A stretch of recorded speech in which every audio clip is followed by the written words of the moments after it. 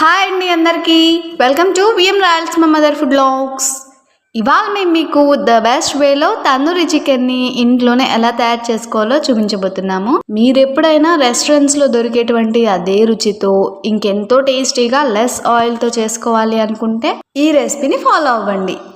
ఇందులో చిన్న చిన్న టిప్స్ చాలానే ఉన్నాయండి.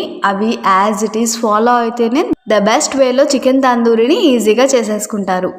చికెన్ లోపల వరకు కుక్ అవుతుంది, జ్యూసీగా క్రిస్పీగా ఎంతో బాగుంటుంది. రెసిపీని చివరి వరకు మిస్ అవ్వకుండా చూసి మీరు ట్రై చేయండి. పక్కా రెస్టారెంట్ స్టైల్లో తందూరి చికెన్ని ఇంట్లోనే ఆస్వాదిస్తారు. ఈవినింగ్ టైంలో పిల్లలు స్కూల్ నుంచి ఇంటికి రాగానే స్నాక్స్ లాగా కానీ లేదా మనం ఏమైనా బిర్యానీ ఐటమ్స్ చేసుకునేటప్పుడు ఇది ద బెస్ట్ కాంబినేషన్ అవుతుందండి. ఇంకేమాత్రం ఆలస్యం చేయకుండా ప్రాసెస్లోకి వెళ్ళిపోతాం. ముందుగా ఇలా ఈ సైజులో ఉన్న 4 తందూరి కట్ చికెన్ జాయింట్స్ని తీసుకొని శుభ్రంగా వాష్ చేసి చూపించిన విధంగా జాయింట్స్కి చాకుతో ఘాట్లు పెట్టుకోవాలి. ఇలా ఈ టైప్లో 4 జాయింట్స్కి ఘాట్లు పెట్టేసుకొని మరో బౌల్లో కొద్దిగా సాల్ట్, 4-5 టేబుల్ స్పూన్స్ వాటర్ వేసి బాగా మిక్స్ చేసేసుకొని చికెన్కి ఈ సాల్ట్ వాటర్ని బాగా అప్లై చేసుకోవాలి. ఇలా బాగా చికెన్ లోపల వరకు కూడా అప్లై చేసేసుకొని కాసేపు నాననివ్వాలి.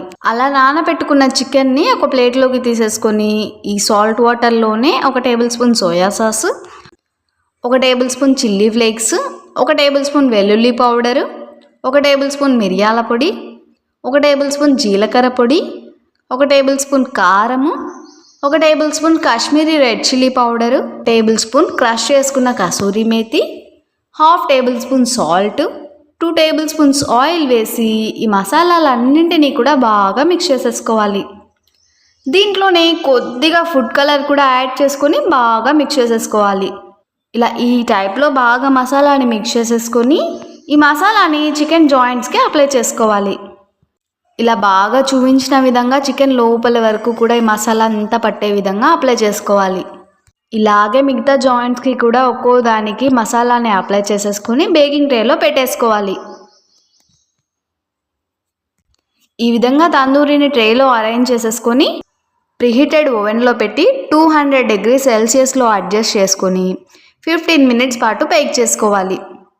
మనకైతే కరెక్ట్గా 15 మినిట్స్కే తందూరి ఎర్రగా క్రిస్పీగా పర్ఫెక్ట్గా బేక్ అయిపోయింది చూడండి.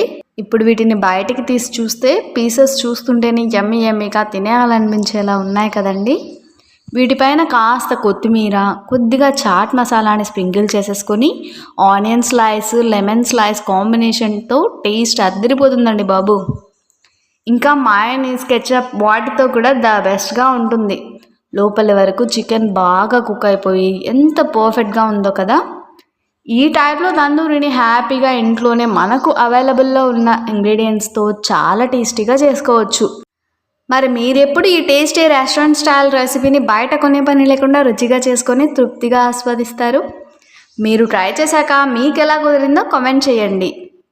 మరి ఈ టేస్టీ అండ్ క్రిస్పీ రెసిపీతో పాటు ఇవాల్టి మన పొడుపు కథ వచ్చేసి తోకలేని పిట్ట 90 ఆముడాలు పోతుంది. ఏమిటది? ఉత్తరం.